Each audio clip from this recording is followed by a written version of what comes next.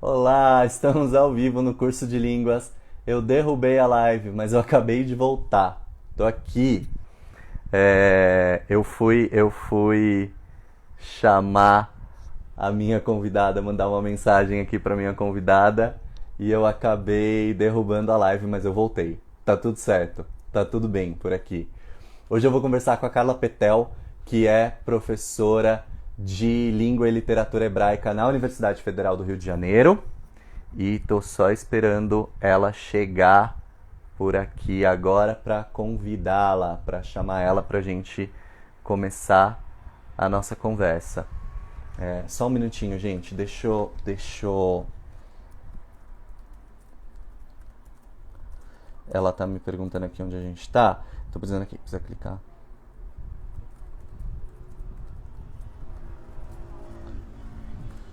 Boa, eu tô. Vamos ver. Acho que ela vai entrar agora.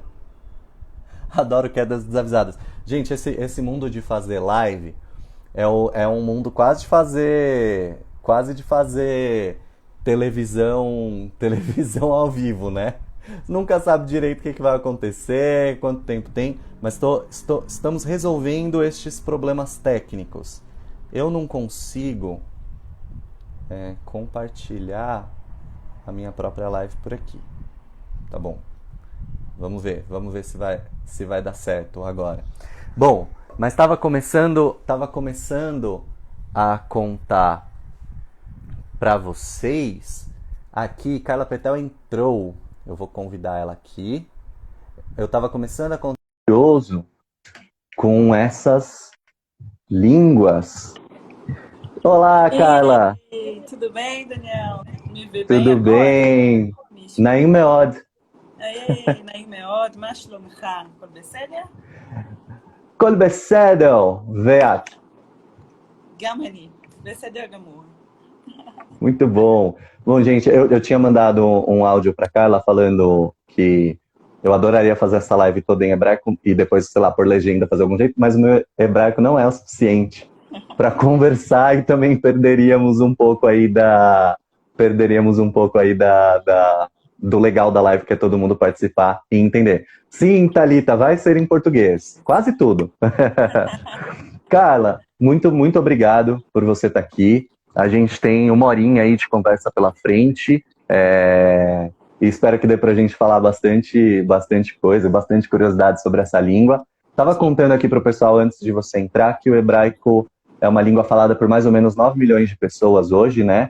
E é uma língua muito antiga, tem pelo menos aí 4 mil anos. Mas eu queria que você me contasse, primeiro de tudo, um pouquinho de você. Por que você foi aprender hebraico e como que você foi parar aí dedicando sua vida, né, para esse idioma? Sim, sim. É isso mesmo, Dani, a gente tem mais ou menos esse número aí, né, de falantes em Israel atualmente, né? E, de fato, é uma língua Uhum. milenar. Quando a gente se depara, né, com a língua, assim, com tudo que ela significa, a gente fica muito impressionado, né, com o quanto que traz, assim, de material cultural, né, o quanto que a língua também reflete a própria cultura, né, assim, a gente que estuda a língua, né, a gente que ensina a língua, a gente sabe que é praticamente impossível dissociar, né, língua de cultura, né, cultura de língua. Então, de Totalmente. fato, assim, entrar em contato com algo muito incrível por ser milenar, né. Eu decidi fazer vestibular para letras português e hebraico já há uns bons anos. E aí eu fiquei pensando, eu tinha convicção de que eu queria fazer letras. Eu fiquei pensando se eu faria português literaturas, porque no FRJ a gente pode fazer dupla habilitação, né? Porque me parece que Uhum. na USP a gente pode fazer, acho que só uma habilitação, ou eventualmente as duas, não sei tão bem quanto funciona, como funciona, mas no FRJ a gente pode fazer as duas, né?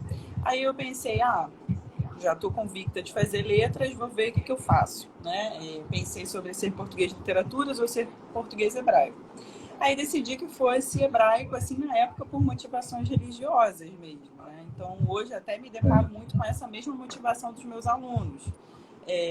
Acho que muitos entram, né, para o curso para poder acessar o idioma original da Bíblia, para poder lerem a Bíblia no texto original, né? Que era essa minha intenção na Uhum. época.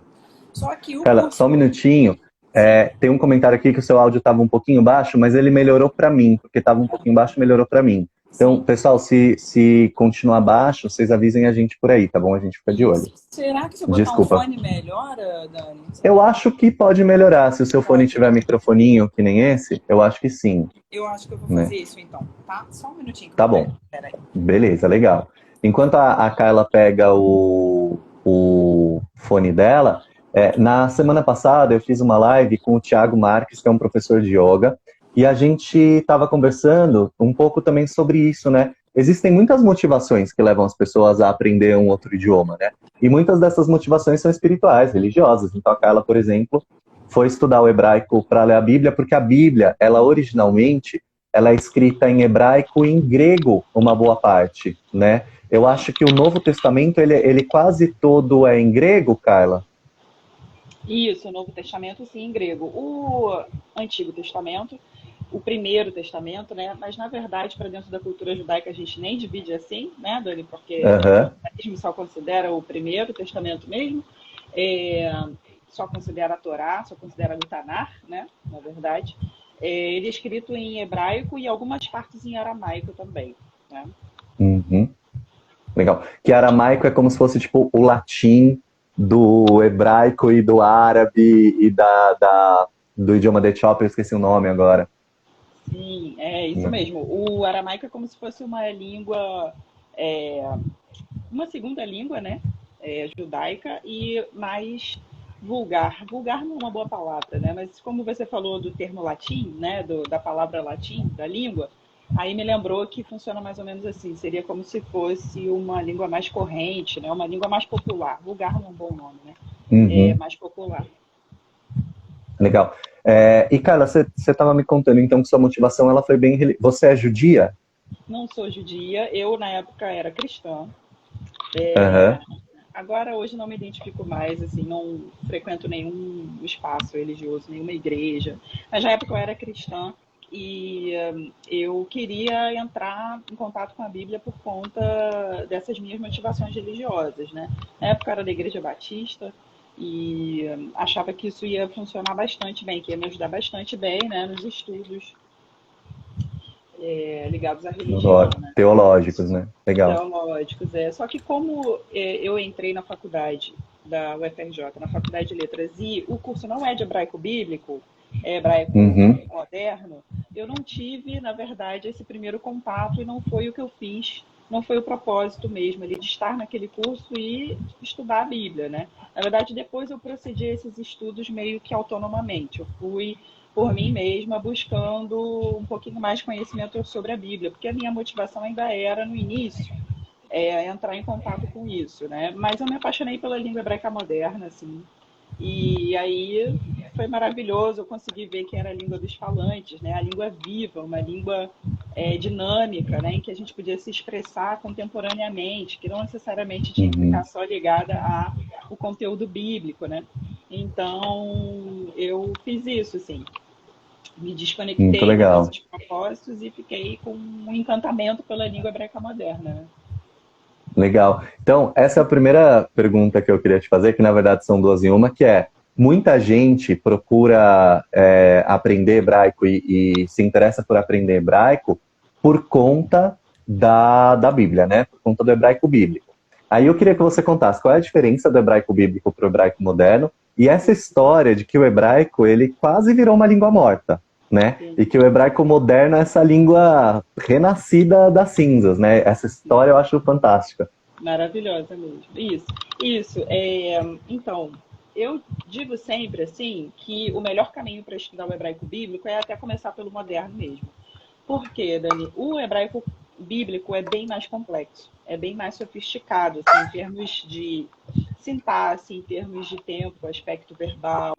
E eu diria sempre também que, na verdade, esse é o coração da língua, né? Não só da língua hebraica, na verdade. O coração de qualquer língua, me parece que é o verbo, né? Então, se a gente Uhum, pega o sistema verbal, a gente consegue, inclusive, muitas vezes, também falo isso para os meus alunos, a gente consegue muitas vezes, inclusive, não abrir mais o dicionário, porque pela raiz do verbo, né, muitas vezes a gente consegue identificar um substantivo, um adjetivo, outras classes de gramaticais, só por conhecer aquele padrão de formação, a raiz e o padrão de formação. Então, de verdade, não é exagero. Várias vezes a gente pode, inclusive, não abrir um dicionário para saber exatamente que significado tem a palavra, né? Bom, mas aí sobre a diferença. Eu vou me empolgando. Se eu fizer digressões, Dani, você me avisa e me Tá chama de bom. volta. Então, temos um problema aqui que eu também vou me empolgando, a gente vai se empolgando juntos, tá tudo certo.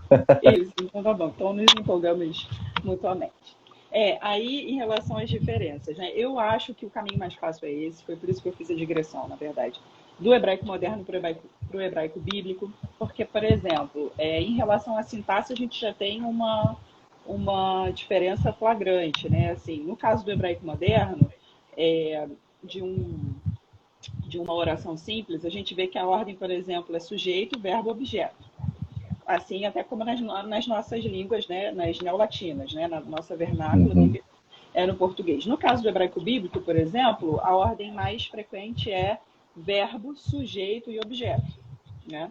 Não é 100% das ocorrências, mas a gente tem essa diferença significativa. Né? Então, quando a gente vê lá no texto bíblico, disse Deus, haja luz, né? Já tem uma inversão ali que me parece que para a gente que é de uma língua que tem outra ordem, né? A gente já tem um estranhamento, né? Que acontece muito com outras línguas declinadas também, né? Que a gente vê que o verbo aparece por último, como no caso do grego, muitas vezes, né? Enfim, então essa é uma diferença que eu acho bem significativa. Outra que eu acho significativa é em relação ao tempo verbal, porque no hebraico moderno a gente tem basicamente presente, passado e futuro, né, assim, bem distantes mesmo. Então, tudo que a gente está acostumado a expressar no caso do português, como um subjuntivo, por exemplo, uma forma de subjuntivo, né? A gente não tem essa expressão de modo na língua hebraica, não tem um modo subjuntivo. No hebraico só tem um Quer dizer, modo... em vez de eu falar se eu pudesse, eu falo se eu posso, no presente. Né? Basicamente, Se eu posso. Isso, basicamente. Isso funciona como solução. Ou eu tenho que fazer um arranjo com uma locução verbal, e aí seria um pouco mais profundo, né? Mas um arranjo com uma locução verbal para colocar um verbo ser e estar conjugado num tempo e junto com uma outra forma verbal, especificamente no presente, para poder colocar, então, essa proposta de algo que poderia ter acontecido não vai acontecer mais, por exemplo. Se hoje fizer sol, vou à praia, né? Esse tipo de verbo, né? Essa coisa do fizer, se fizer sol, vou à praia. Isso não tem no idioma hebraico, né? Então a gente tem que ficar remanejando para poder dar conta de expressar isso. No hebraico isso seria o tema de condicionais hipotéticas, né? Mas aí a gente não resolve com forma verbal, a gente resolve com uma articulação assim diferenciada. Assim, resolve com forma verbal, né? Me corrigindo, mas não com uma única. A gente tem que agregar várias para poder expressar aquilo, né? Então, eu acho que é bem significativo também, porque no hebraico, eu acho que a noção é principalmente em relação ao tempo do narrador. Então, se eu estou narrando alguma coisa lá no texto bíblico e algo aconteceu muito colado do tempo que eu estou narrando, aí eu uso uma construção. Se aconteceu, isso ainda depende do passado ou futuro, né? Mas se for no futuro próximo, eu uso uma construção. Se for um passado longínquo, aí eu prefiro usar outra construção. Se for um passado perto do tempo do narrador, aí já é outra diferente. Então, essas coisas que vão sendo bem distintas, e no caso do hebraico moderno a gente não tem isso. A gente é só presente, passado e futuro. O que facilita a nossa vida, né? Por isso que eu acho que o caminho é mais fácil, né? Sim. Do moderno Sim. para o hebraico bíblico. Total. Não, e te força a pensar em outras formas de expressar as ideias que você quer, né? Porque o português, a gente é um pouco mal acostumado, né? A gente tem muitos tempos, muitas coisas, e mesmo se embananando, não falando ali 100% corretamente, a gente consegue se entender e consegue usar essa riqueza de tempos. E aí, quando você tem essa limitação, você é obrigado a encontrar outros caminhos, né? Sim, verdade. E, Carla, tem uma curiosidade, assim, que eu acho que é alguma coisa que, para quem nunca estudou hebraico, é uma coisa bem difícil de entender no começo, que primeiro se escreve no outro alfabeto e numa ordem inversa, né? Então a gente escreve da esquerda para a direita, o hebraico se escreve da direita para a esquerda, eu não sei fazer muito direita e esquerda, Eu sempre falo para as pessoas, confia na minha mão, se eu falar vira para esse lado, não importa a palavra que eu falei, é para esse lado, mas no vídeo nem dá para confiar, porque às vezes fica espelhado. Então, o hebraico se escreve da direita para a esquerda. E não tem vogal.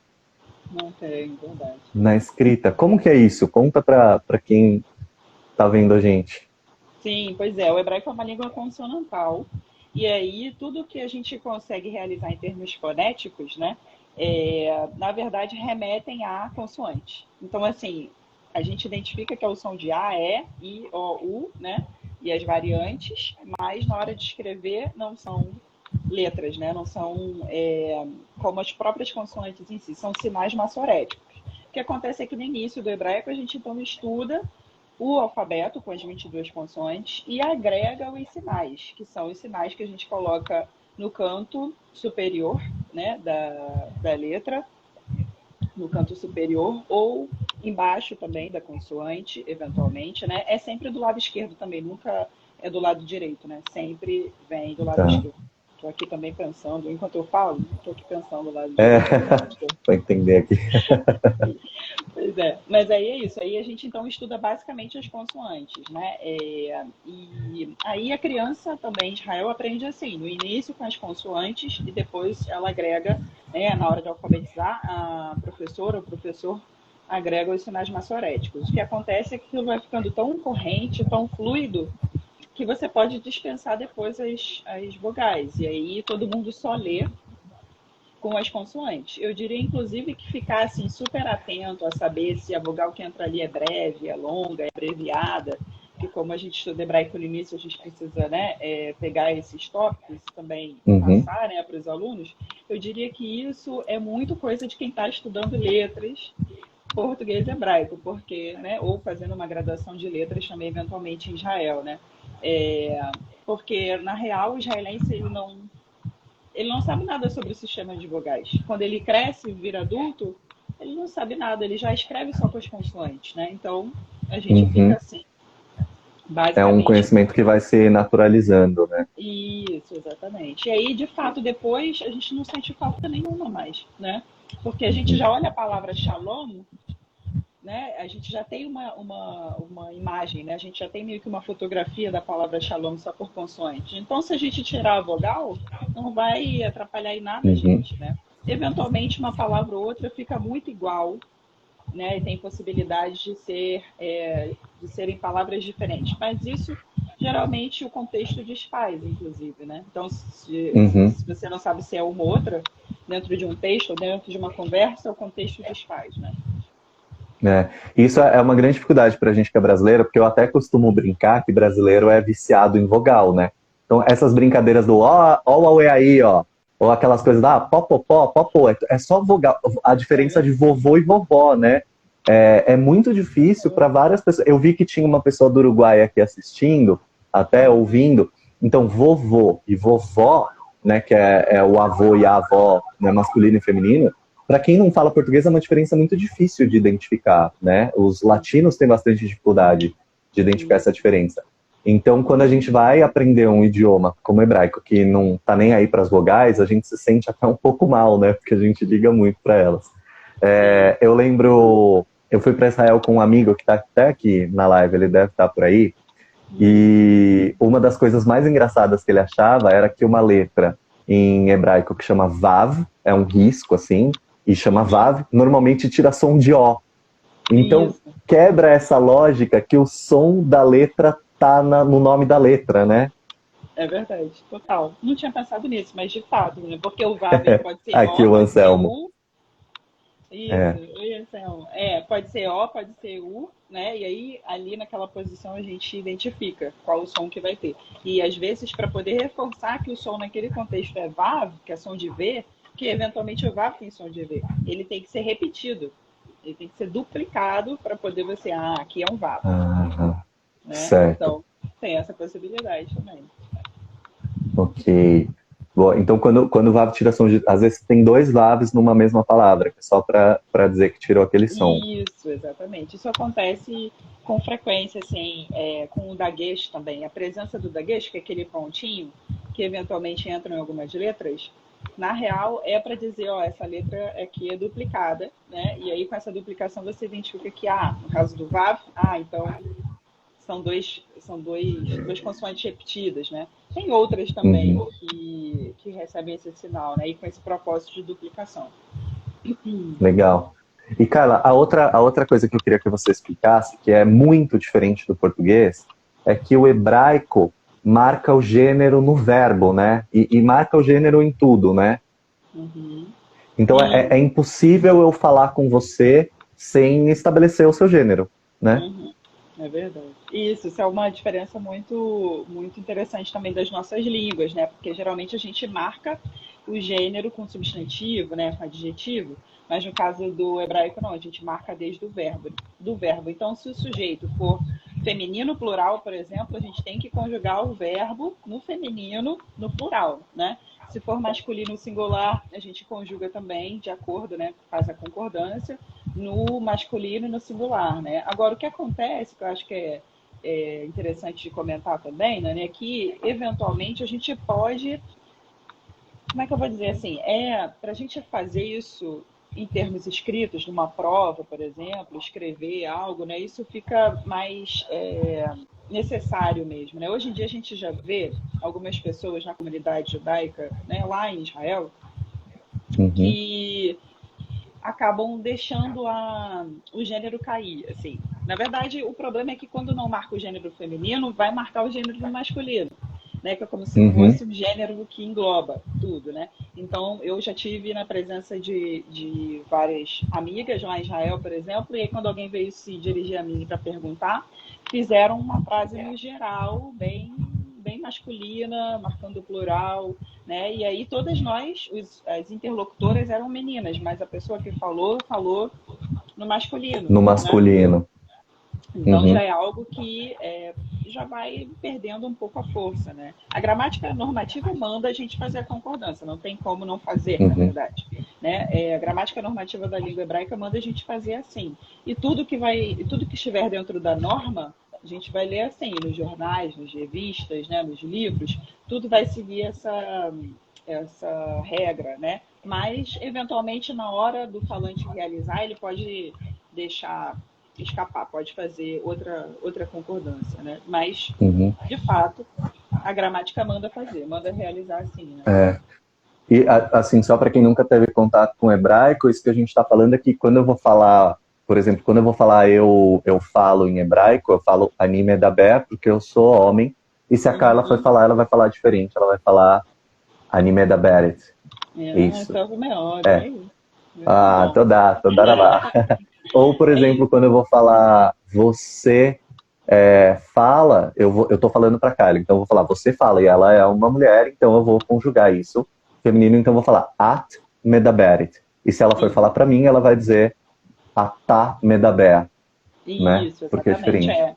Muito É. bom. Quando eu perguntei também se você estava bem, Dani, eu fiz a concordância, não foi com verbo, né? Mas eu fiz uma concordância porque com quem eu falo é do gênero masculino. Aí eu perguntei, Mashlamcha, mas se você perguntando para mim, aí você colocaria no gênero feminino e me perguntaria Mashlomer, né? Com uma Uhum, diferença. Então, não é nem só no verbo que fica, muitas vezes fica marcado de outra maneira, né? Nos substantivos, nas contrações dos sufixos, por exemplo, né? Com outras palavras, uhum. É isso preposições. é muito novo para assim, quando você começa a aprender o hebraico, né? É muito novo porque é diferente, né? E aí, uma coisa que você até adiantou, que eu ia te fazer exatamente essa pergunta, por exemplo, que a gente observa no português e no espanhol e em alguns outros idiomas, essa tentativa de você criar uma palavra ou de conjugar o verbo de um jeito neutro, né? Então, o bom dia a todes, né? Usar o e para conjugar no verbo neutro, no gênero neutro. E Israel, também, para quem não conhece, tem os grupos muito religiosos, mas é um país muito moderno, é um país muito europeu, na verdade, né? Então tem uma cultura que é muito secular, é muito metropolitana, assim. E aí eu ia te perguntar disso, como que esses grupos jovens de Israel que estão inseridos nessa discussão de gênero estão lidando com isso? E aí é usando tudo no masculino. Não, na real, assim, a gente observa que é mais uma falta de atenção, né? Ou a pessoa que não tá tão preocupada com marcar, né, da forma que deveria marcar pelo contexto, ela usa de forma bem geral, bem genérica no masculino, né? Mas eu acho que a gente já tem um movimento que está acompanhando essa necessidade, né, de fazer uma Uhum, distinção na hora de marcar o gênero ou de deixar ou de fazer até como um pouco do modo que a gente faz também, né? Que é se dirigir, por exemplo, numa carta no e-mail, já engloba todo mundo, já tenta marcar, né? Queridas e queridos professores uhum, e professoras, né? Tenta marcar de uma forma que englobe mais, né? Com certeza. Agora, tá. eu não tenho necessariamente a informação de um registro específico, assim como a gente faz. A gente às vezes bota um X, né? Na grafia, Aham, um X, ou um bota E, um. muda. Isso é muito interessante, porque a gente está dizendo que não necessariamente tem uma marcação específica, né, de gênero, que a gente pode colocar de outra maneira, o gênero neutro, né, como você falou. Uhum. Então, mas sim, Israel, como é um país super secular, essa, na verdade, é uma das grandes críticas da própria comunidade judaica, que de repente, mais ortodoxa, né, que é, de repente, mais conservadora, né, o fato de Israel ser super ocidental também, né, muito ocidentalizado, né. As meninas, por Isso exemplo, era a servem ao palavra que eu estava exército. buscando. Isso, bebe muito nas fontes assim da Europa mesmo, né? Então é muito ocidental, muito ocidentalizado, e aí os judeus, né, as comunidades judaicas que são mais ortodoxas, elas ficam incomodadas, porque afinal de contas parece que se perde alguma coisa, né? Quando você não marca também questões de religião, e mesmo assim eles já conseguem uma atuação muito grande, né? Por exemplo, o Ministério da Educação em Israel é super conservador, né? A questão dos casamentos lá também, né? Tem que casar por via religiosa, ninguém pode fazer um casamento que não seja com um Exato, rabino, não, né? não, não existe um casamento no civil, né, em Não Israel. Não existe um casamento, existe casamento civil. não Né? O existe um casamento casamento é uma instituição religiosa e ponto, né? É muito necessariamente. Aí, doido isso. se você é judeu laico e não segue nada, não segue nenhuma corrente necessariamente, você quer que o seu parceiro, sua parceira tenha direitos, você vai ter que casar no religioso, porque Uhum. senão seu parceiro não vai ter os direitos garantidos, né? Então, isso na verdade é para dizer que apesar, na verdade, Israel é uma enfim, algo muito interessante, né? É um país muito interessante, com muitas contradições, né? E acho que nessa mesma via em que é muito ocidental e é muito moderno, né? Se a gente pega uma cidade como Tel Aviv, por exemplo, né? Uma das melhores cidades, por exemplo, para a população LGBTQ mais viver, né? Assim, no mundo, né? Uhum. E fica em Israel, né? E tão perto de Jerusalém, onde eventualmente em alguns bairros você pode ser até apedrejado, dependendo de como você esteja Exato. circulando por Jerusalém, né? Então, assim, Dependendo da roupa que você tiver, né? É total, muito se for doido. num bairro, sim, se for num bairro muito ortodoxo, ultra-ortodoxo, como Miacharim, por exemplo, você tem que ficar atenta a como você anda lá, né? Suas vestes e tudo, porque você pode sofrer uma intervenção, alguém pode te chamar a Uhum. atenção, né? Pode brigar com você na rua. E aí, então, como que a gente faz, né? Como que a gente imagina esse cenário, né? De tantas contradições, né? De fato. Legal. Carla, eu tinha te feito uma pergunta e aí a gente fugiu e voltou, mas eu quero voltar nela porque eu acho essa história boa, que é essa história do hebraico moderno ser um hebraico ressuscitado, né? Que o hebraico quase virou uma língua morta, né? Quase virou uma língua só dos textos religiosos mesmos e uma língua que se usa só nesse contexto religioso. Como que foi isso? O que que é esse Isso, hebraico moderno? isso, maravilhoso esse tópico. Toda vez que a gente fala nisso, a gente se impressiona, né? Então, quando a gente Sim. comenta, quando a gente escuta em algumas aulas, né, no fenômeno que é o renascimento da língua hebraica, né, de fato. O hebraico, ele foi a língua falada do povo judeu, né, desde a saída deles do Egito. Na verdade, ainda era povo hebreu, né, e ali foi mais ou menos por volta de 1200 antes da Era Comum. E aí era a língua falada até mais ou menos 134, por exemplo, da Era Comum, né? Então, isso consiste em 1.300 anos de língua fluida, língua corrente, língua falada, a realidade do falante, né?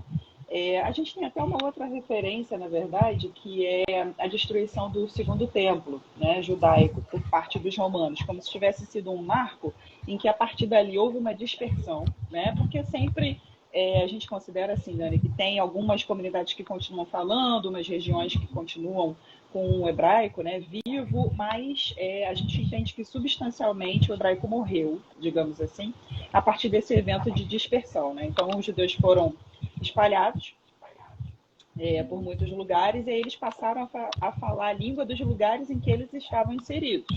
Né? Então, se era um judeu, por exemplo, do período helenístico do Egito, ele falava grego. Né? Um judeu, por exemplo, que é de comunidade judaica do leste europeu, ele fala ídis. Né? Então, tem assim uma série de variantes, uma série de contextos que fizeram com que as comunidades judaicas não falassem mais. Na verdade, foi o passado de dispersão, né? E esses contextos com outros propósitos, do tipo comércio, assimilação, né? O povo judeu sempre foi um povo que tentou muito ser assimilado nos lugares onde ele tentou se estabelecer, porque houve muito preconceito em relação ao judeu ser cosmopolita, né? Essa era uma das grandes acusações, digamos assim, né, do povo judeu. O povo judeu é muito cosmopolita, ele está em todos os lugares, não está em lugar nenhum. Né? Ele é muito desse ambiente, mas também não é nada desse ambiente. Né? Então, com isso, sofrendo muitas perseguições, né? Depois começou-se um movimento de ressuscitar a língua hebraica. Então, na verdade, repara, isso só voltou a acontecer no século XIX, em 1881, mais ou menos, com as ondas migratórias. Né? Então, a gente teve basicamente esses estágios aí, né? Uma língua viva, falada por 1.300 anos, mais ou menos, que se dissolveu, né? E depois voltou a ser falada só com muitos esforços no século XIX, em 1881, com essas levas, né? Em hebraico a gente chama de aliot, né? Com essas subidas dos judeus de vários lugares para a terra da Palestina na época. E aí foi todo esse impulso, né, de que o hebraico voltasse a ser falado, que fosse uma língua nacional, uma língua que correspondesse de fato com esse grupo que agora buscava nas suas raízes, né, na terra dos seus antepassados, né, a possibilidade de viver seguro de novo. Né? Uhum. E eu acho impressionante que, assim, é muito de um esforço também de uma pessoa, que o Eliezer Ben Yehuda, né? Sim, Que foi um exatamente. cara que decidiu que a família dele ia falar hebraico e que ia se falar hebraico, então, nessa refundação, nesse novo Estado de Israel, e que ia ser a língua nacional, e ele que fez um dicionário, e ele meio que estabeleceu as regras do hebraico moderno, pode-se dizer isso? Mais ou menos, um pouco. Ele foi muito responsável por criar vocábulos novos. Coisas importantes que eu ia falar, Dani, o seguinte, sobre isso que você falou. O que acontece? Apesar de a língua hebraica não ser mais a língua viva, fluente, assim, dos falantes, né? Ela sempre foi a língua da oração, a língua da liturgia, a língua do recebimento do sábado, né? Então, no Shabat, todo mundo se prepara e recebe esse dia de descanso com o culto judaico que acontece em hebraico, né? Então isso fez com que a língua, apesar de não ser a realidade do falante, né, era a língua que sempre permaneceu guardada, né, como uma possibilidade de contato ainda, né, com as tradições, com a cultura, com o judaísmo em si. Então por isso que a língua morreu, mas ela também não morreu, né? É muito dialético nesse sentido, né? Fica meio que em suspensão. Então, na hora de me comunicar, a gente não se comunica, a não ser que, às vezes, uma comunidade judaica está muito distante da outra, e aí elas percebem que a única coisa que faz a comunicação é o hebraico. Então, eventualmente, eles colocam. Isso nesse período de suspensão. Eventualmente, eles colocam. A gente percebe que a gente está comunicando em hebraico, vamos falar em hebraico.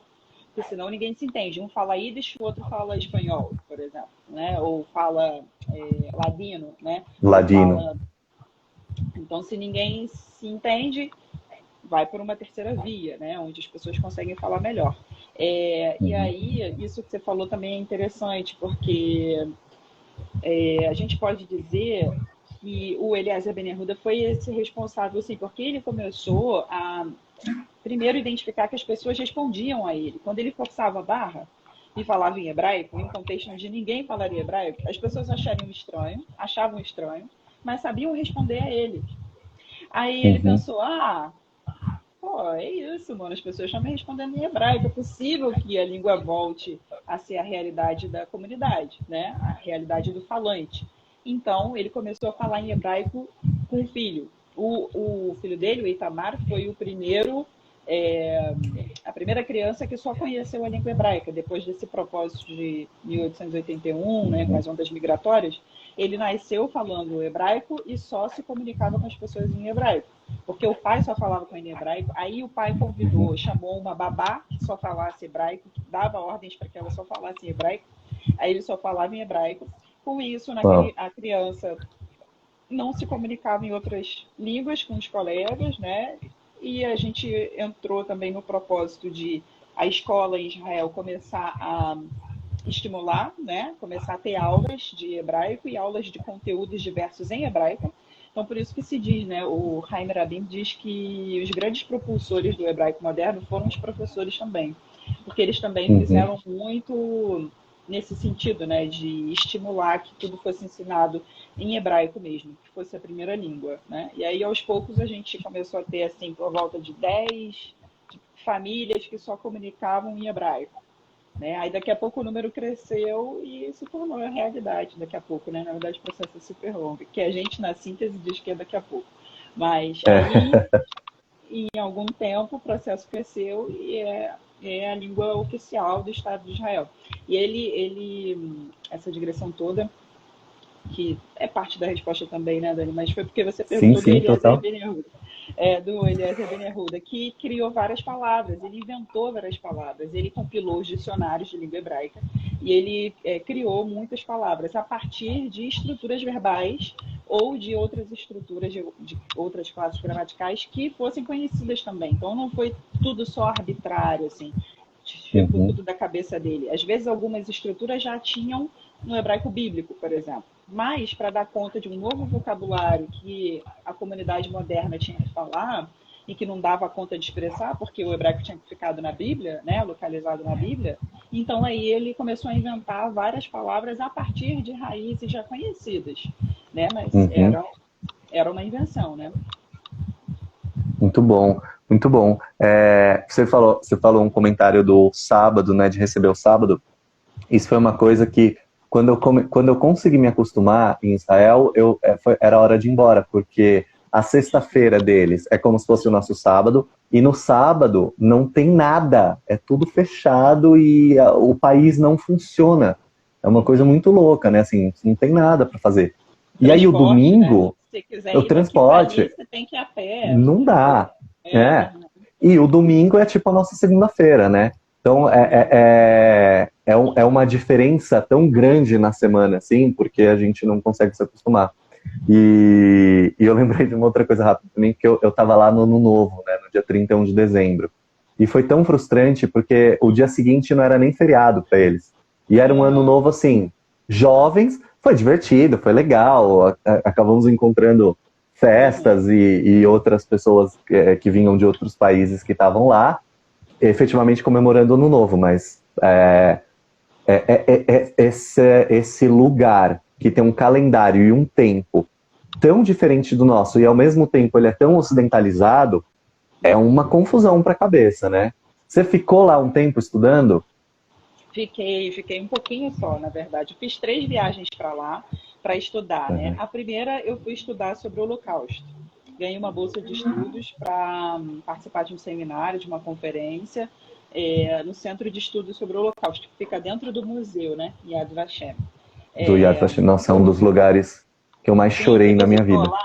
Nossa, sim. Lá é terrível, né? Quando a gente Sim. entra na É. parte do. Ai, será que é spoiler, gente? Porque a gente quer que todo mundo vá a Israel e visite, né? Mas tem É. uma parte do Museu das Crianças, que é um museu Nossa, infantil. nossa.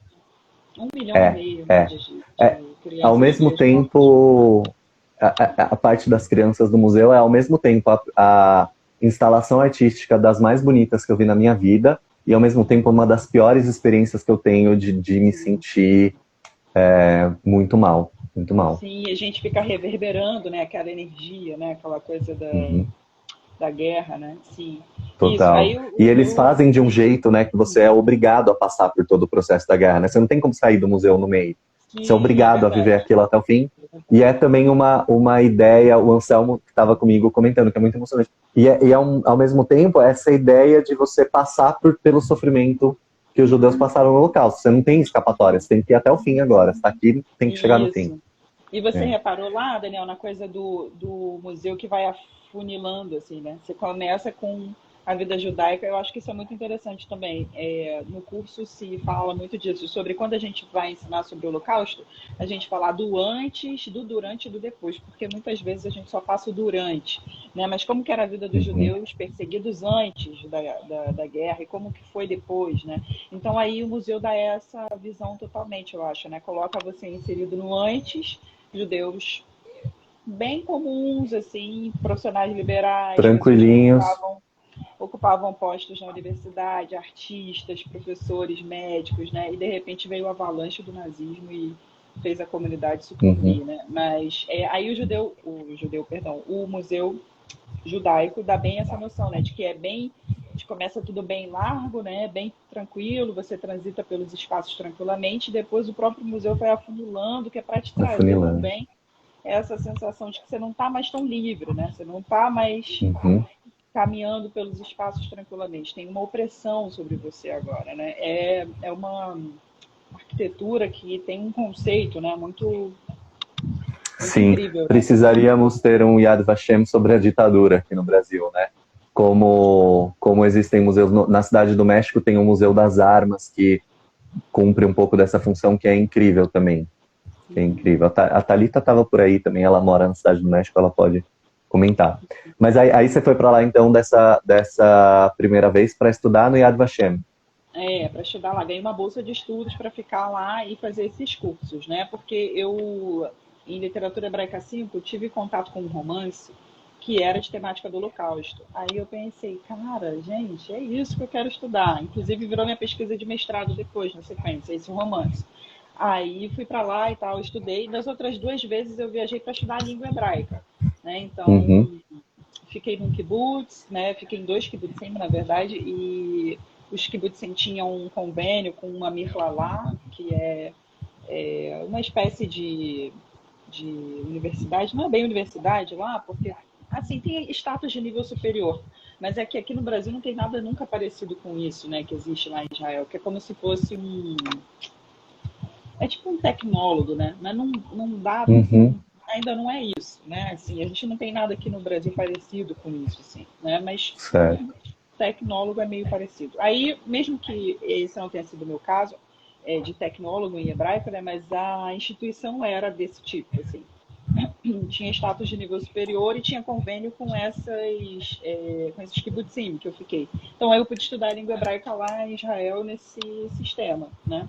Uhum. E, então, às vezes que eu fui para Kibbutz, estudar. kibbutz são comunidades rurais em Israel, Isso. que rurais sustentáveis, que são comunidades muito adiantadas na discussão sobre sustentabilidade, né? Sim, total. São evoluidíssimos, eu acho, né? Embora hoje já tenha perdido um pouco por conta do capitalismo, né? Como a gente está falando desde o Claro. início, né? O Israel também está assim muito em contato, tem uma interseção forte com o Ocidente, né? Então por isso perdeu um pouco, acho, da essência, né? Mas no início eram comunidades agrícolas de base solidária em que todo mundo podia desfrutar das mesmas coisas sempre, né? O que era meu era Uhum. seu, o que é seu é de todo mundo, né? É uma televisão que entra num kibutz é de todo mundo. A televisão não é minha, porque eu comprei. Se eu entrei com a televisão no kibutz, tem que ser de todo mundo, né? Até Uhum. porque foi o trabalho no kibutz que me ajudou também, que me deu também a possibilidade de comprar a televisão, né? Então é essa noção de comunidade que a gente encontra lá, né? Assim, hoje um pouco menos, tá mais enfraquecido, não Uhum. tá tão nesse nível. Hoje em dia, a minha televisão pode ser só minha, digamos assim, né? Mas ainda assim Tá. tem umas outras noções de comunidade que são muito fortes, né? Comer juntos, né? Todo mundo passar por muitos estágios diferentes dentro do kibbutz. Então, se eu fico tomando conta das crianças, vai haver um rodízio, outra pessoa depois em outro momento vai tomar conta das crianças também, né? Tem um pouco dessa noção de que todo mundo tem que distribuir as tarefas, todo mundo é responsável por tudo, né? Uhum. Muito legal. Eu separei uma coisa aqui para te mostrar, para te contar uma história e te fazer uma pergunta, mas que acho que é o meu segundo autor favorito na vida, que é o Amos Oz. Ah, ele é maravilhoso. E eu tenho muitos livros dele, tem alguns que estão emprestados e que eu nunca mais empresto, porque eles não voltam. Mas a minha primeira formação é em jornalismo, né? E a Thalita comentou aqui que na Cidade do México eles têm também o Museu da Memória e Tolerância, que é justamente sobre o Holocausto e outras ações genocidas no mundo. Então, os mexicanos sabem fazer museu como poucos, assim. O Museu de Antropologia da Cidade do México é um dos mais incríveis, assim. Mas o Amos Oz, que é um autor israelense que tem muitos livros, a maioria dos livros dele foram traduzidos para o português pela Companhia das Letras, e eu sempre tive, a minha primeira formação em jornalismo, eu sempre tive vontade de entrevistá-lo, mas eu tinha ele tão em alto grau, assim, de reverência, que eu tinha um pouco de... me sentia tímido. Mas aí quando eu fui para Israel, eu pensei, pô, eu vou estar lá, e ele tem uma história de morar numa cidade ali do deserto, que ele sempre vai tomar um café no mesmo horário num lugar. Eu acho que eu vou passar uma tarde nesse café e de repente eu esbarro com ele, né? Eu cheguei em Israel no dia que ele morreu, dia 28 de dezembro de 2018. No dia que ele morreu, eu cheguei em Israel. Foi uma das primeiras notícias que eu tive quando ele estava lá. E morreu também nesse mesmo dia a mãe Estela de Oxóssi, que era uma mãe de santo, uma Ialorixá da Bahia, que tinha uma atuação muito semelhante à do Amos Oz, num sentido de trazer a religião para a esfera pública, mas numa discussão muito inteligente, assim. São duas pessoas que fazem essa discussão maestralmente, assim. Mas aí eu queria te perguntar, qual é o que você pode contar para a gente de literatura hebraica? E você estuda literatura agora, né? Isso, O que você está estudando?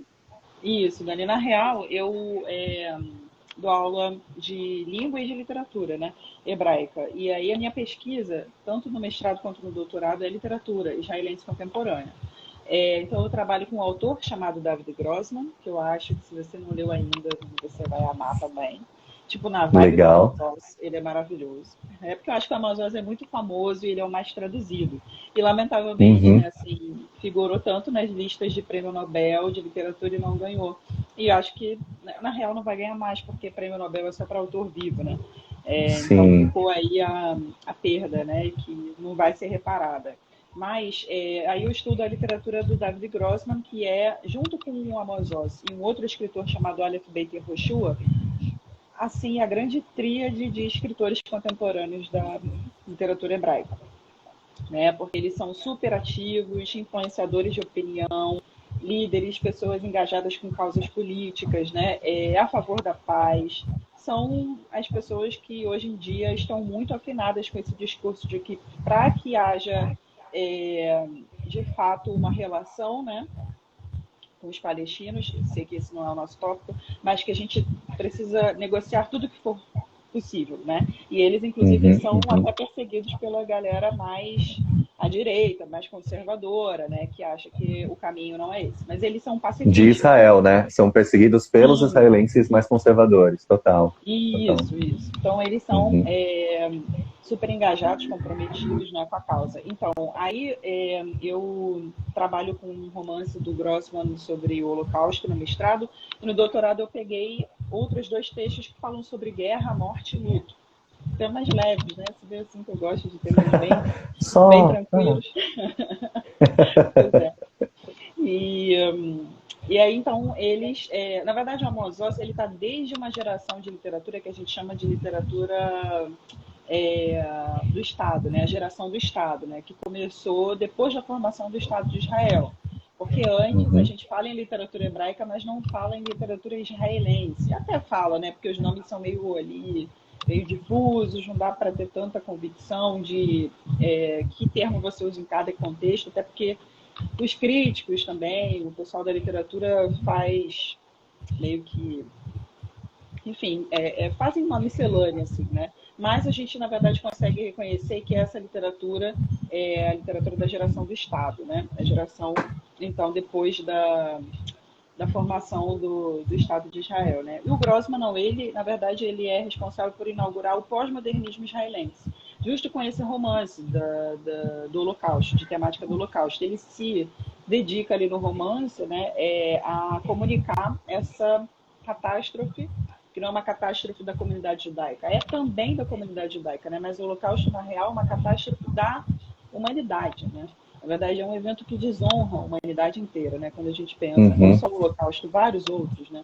A gente tem muitas figuras que desonram a humanidade inteira, né? Aqui, então, no Brasil, Sim. a gente pode citar um monte. Sim. Mas, enfim, o romance fala justamente dessa condição de ser difícil, né? De expressar, de comunicar um evento sem precedentes da história como o Holocausto. Então, o romance tem várias sessões diferentes, uma sessão realista, uma sessão de enciclopédia, né? Então, a tentativa de falar do Holocausto por verbetes, assim, que também não dá certo. Aí tem uma parte fantástica, né, muito alegórica, onde você vê personagens nada realistas, né? Então, isso tudo na tentativa de comunicar, tentar expressar, né, o Holocausto, de alguma forma, tentar representar o Holocausto.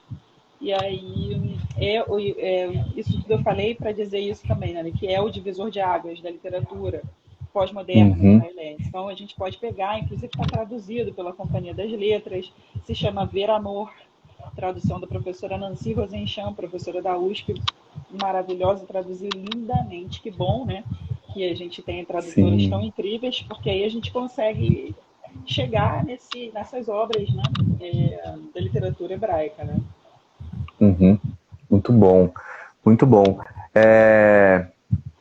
Eu queria te fazer uma pergunta. Sim, voltando um pouco lá no começo, quando a gente estava falando dessa diferença de hebraico bíblico e hebraico moderno, tem uma coisa também do hebraico moderno, que os sons são, assim, a pronúncia moderna, ela não é exatamente a pronúncia que a gente estuda que tinha lá atrás, né? Então tem sons um pouco mais simplificados, né? Então, eu acho que uma coisa que serve, acho que para encorajar muita gente que está afim de começar a estudar hebraico, mas fica naquela eu vou, não vou, porque é uma língua que dá trabalho, é que a pronúncia, principalmente pra gente que é brasileiro, a gente costuma ter uma pronúncia muito boa do hebraico moderno, né? O que acontece pra gente, a dificuldade maior são as guturais, né, Dona? As guturais são difíceis de pegar. São aquelas aspiradas, né, ou são articuladas num ponto, assim, do nosso aparelho fonador que a gente não tem essa prática. Não tem, por exemplo, a gente não tem, por exemplo, o som do resh em hebraico, né? A gente no português não consegue. A gente se aproxima desse som que é fazendo um R vibrante, como um encaro, por exemplo, né? Mas ainda assim não dá conta. A gente faz para poder alcançar, né? Mas ainda assim não chega. Então eu diria que tirando as guturais, que são essas um pouco mais difíceis, mas mesmo assim acho que só o resh que me parece mais tenso, que é como se a gente tivesse que fazer no francês bistrô, né? É esse bistrô, esse que é difícil. Se a gente estudar francês, eu acho que a gente se depara com essa dificuldade, né? Eu estudei só um pouquinho, eu ficava assim, cara, mano, não vou saber fazer esse som, né? Achei difícil. O hebraico, o hebraico tem um pouco disso também, né? Com as guturais que são mais complexas. Mas eu acho que, no geral, a gente que assim, falante de português consegue chegar assim, a muitas pronúncias excelentes, assim, né? A gente, de repente, não pega a tônica, né, também, a melodia do israelense, né? Eu não sei se você sentiu isso lá em Israel, Dani, a galera sabia que eu era brasileira. Mesmo eu falando hebraico, as pessoas falavam assim, você é brasileira, você fala português? Aí eu ficava, sim, como é que vocês sabem disso? Aí eles diziam que eles assistiam muita novela do Brasil. Aí Sim! eles conseguiam Eles amam. pegar quem que era brasileiro por conta disso. Mas aí, no geral, acho que se a gente não se apegar às guturais, se a gente insistir nelas e não se apegar no sentido de que são difíceis, são complexas, acho que é uma característica do árabe também. A gente lida super bem. Por exemplo, eles não têm nasal, a gente tem nasal, né? Então, eles não conseguem fazer pão, por exemplo. Pão. Para eles é mais difícil para a gente fazer do que para a gente, né? Fazer mão. a gente pronunciaria, a gente não tem traço de nasalidade praticamente em hebraico. A gente falaria pau, mal, né? E eu Uhum, acho que é muito interessante também uma parada para a gente pensar que é bem proveitoso, né? A gente que é de português, a gente que é brasileiro estudar hebraico, que é a coisa de que aquilo que a gente está lendo é como a gente vai pronunciar mesmo. Assim, não uhum. tem muitas pegadinhas como tem no francês, em que você lê uma sílaba gigantesca e o som é, né, Sim, desse minúsculo, tamaninho. ou no inglês, em que a gente lê uma coisa e a pronúncia é totalmente diferente. Palavras como table, weather, né? Eu fico assim, cara, é muito diferente a pronúncia do que eu tô lendo. No hebraico, não. Exatamente aquilo que você tá vendo, é só colar som de consoante na letra, vogal, no traço, né? No sinal maçorético, e aí você faz sílabas, palavras. É bem tranquilo. Uhum, muito bom. A minha última grande surpresa com o hebraico, no começo do ano, ou no fim do ano passado, não sei, tava conversando com uma amiga e aí, tipo, vamos ver um filme, tinham acabado de lançar o Borá, o filme novo do Borá, né, que é com aquele ator que é judeu-americano, né, o Sacha Baron Cohen. Eu não sei se você já viu o Borá, mas eu Eu tava tô vendo o filme. super É, um- na dívida com é, isso. Eu preciso ler todo mundo, eu preciso assistir. Todo mundo fala desse é. filme pra mim. Porque Ah, é um besterol, é nada com nada, é uma babaquice. Só que aí no meio do filme, ele começou a falar e ele vem de um país inventado e ele fala uma coisa meio assim. E aí no meio do filme eu parei assim, ele tava falando, gente, anime é zen. Eu tô entendendo.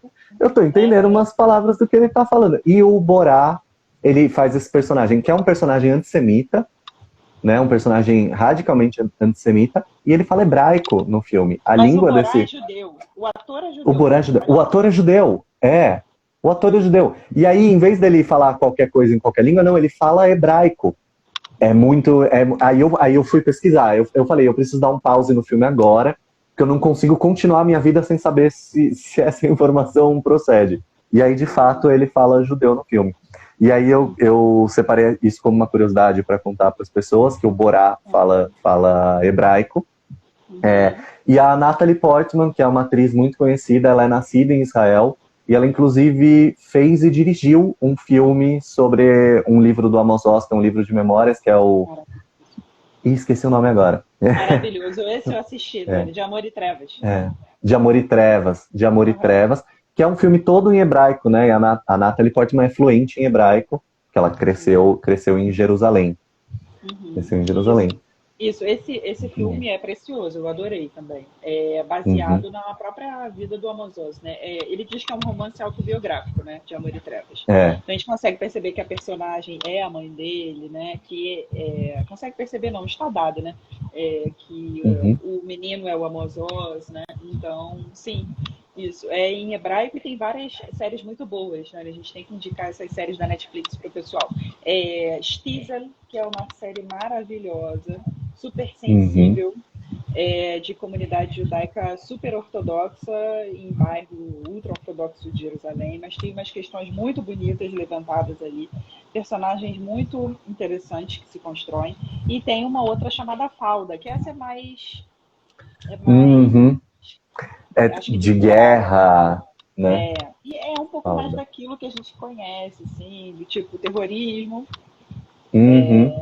tentativa de morte, de assassinato, e aí, enfim, então é um pouco mais na vibe do que as pessoas colocam aí, né, como a realidade do Oriente Médio, né, mas eu gosto muito de indicar Stiesel porque não tem a ver com essa coisa, com esse chavão, né, de como se o Oriente Médio fosse um grande celeiro só de terrorismo, né, de Total, guerra, né, total. então acho que vale a pena. E no catálogo brasileiro da Netflix tem uma comédia israelense muito engraçada que chama Maktub. Ah, não sabia. É uma comédia bem engraçada, assim, é um filme bem divertido para assistir. Sim.